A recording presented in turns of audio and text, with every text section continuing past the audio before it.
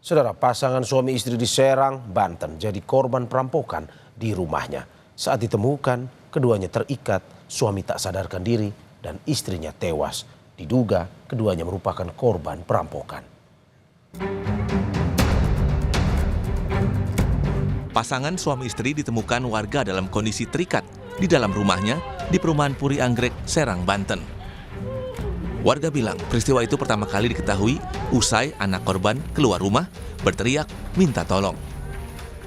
Warga yang mendengar lantas mendatangi rumah korban dan mendapati kedua korban dalam kondisi terikat.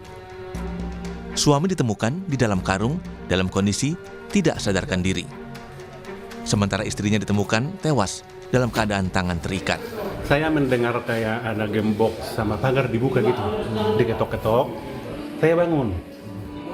Saya keluar, saya lihat di pagar saya nggak ada, penasaran. Saya keluar pagar, anaknya udah minta tolong, anaknya masih kecil, sekitar umur 7 sama sekitar segitulah anaknya. Minta tolong, nangis-nangis. Saya udah firasat buruk, malam-malam anak minta tolong sambil nangis, langsung saya teriak. Kami masuk dari pintu belakang udah terbuka posisinya, dan di dapur itu suaminya udah dikarungin. Nah, kata anaknya, bapak saya ini katanya di karung itu. Saya lihat ke kamar tempat tidur mereka. Itu istrinya udah posisi tengkurap dan diikat tangannya ke belakang begini. Polisi langsung mendatangi rumah korban dan melakukan olah tempat kejadian perkara.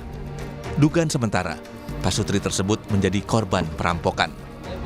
Sudah ditemukannya korban meninggal dunia perempuan di perumahan ini. Untuk sementara kita masih lakukan penyelidikan. Di korban diduga tewas.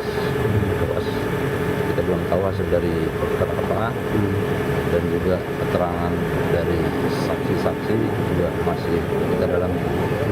Suami korban itu juga masih di rumah sakit. Kita akan coba mencari keterangan dari suami korban, apakah ada barang-barang yang hilang di rumah. Kata polisi, pintu belakang rumah korban rusak. Diduga pelaku masuk ke rumah korban melalui pintu belakang yang dibobol.